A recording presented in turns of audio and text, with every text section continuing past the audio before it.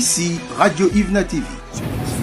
C'est aussi par l'homme qu'est venue la résurrection des morts. La mort n'est jamais le dernier mot de la vie de l'homme. Quand un homme quitte ce monde, qu'il soit juste ou injuste, il laisse quelque chose dans le monde. Il peut laisser quelque chose qui grandira et se répandra comme un cancer ou un poison. Il peut laisser quelque chose comme une fleur de beauté qui imprègne l'atmosphère de bénédiction. Ainsi, nous a laissé une fleur de beauté qui implique sa générosité, sa potentialité pour donner la joie aux autres, son professionnalisme, son amour pour Dieu, sa famille et sa patrie. Je ne veux pas vous faire comprendre qu'il était sans défaut, mais c'était quelqu'un de bon cœur. C'est ce qui m'a donné la force de parler en son nom aujourd'hui. Nous nous sommes rencontrés dans les années de 2004. On habitait le même quartier, on fréquentait la même école, le collège pratique du Nord. Il était en vacation à elle et moi en PM. Nous commençons à se rapprocher l'un de l'autre à travers un groupe de travail, puisque nous nous apprêtons à subir les examens de bac première partie ensemble. Un jour, il devrait m'apporter un livre de dissertation. Il a faufilé entre les pages une petite enveloppe bien parfumée, tout en attirant mon attention de vérifier ce qui est à l'intérieur du livre. Je voulais être sûr que son message est livré. J'ai été très excitée pour voir ce qui était caché dans cet ouvrage. Oui, un petit document rempli de mots d'amour. Je dois vous avouer dès lors, mon cœur commençait à se palpiter à un rythme inhabituel, sans ignorer les petits caprices de femmes qui ne veulent pas aller rapidement au besogne. C'est ici que la page de notre histoire d'amour est ouverte.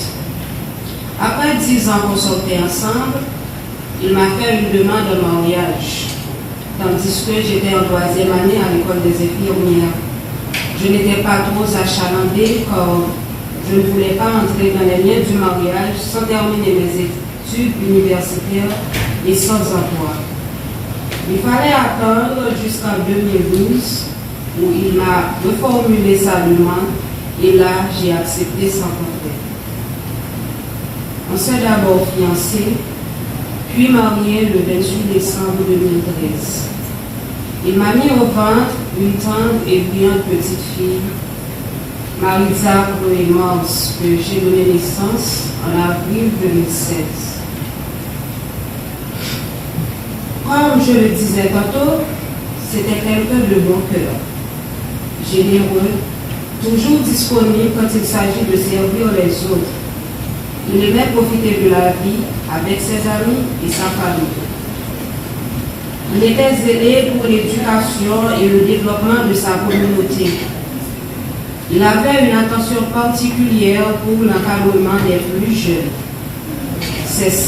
C'était quelqu'un très dévoué, mais surtout un père de famille très remarquable. Il s'attachait à son foyer et à ses amis. Fils unique de sa mère, elle attire toujours mon attention sur sa ration et l'horaire alimentaire de son fils. Suite à un cancer, il a dû laisser le pays au début de l'année vers les USA pour se faire soigner. Il a supporté sa maladie avec beaucoup de courage, en ayant l'espoir qu'il pourrait retourner vers sa famille et ses amis. Malheureusement, Dieu a décidé autrement. Il a traversé vers l'au-delà le vendredi 7 octobre 2022 vers les midi 45. Cher Ansi, ta famille, tes proches, tes collègues et tous ceux qui t'ont aimé sont ici pour te rendre hommage. Nous sommes là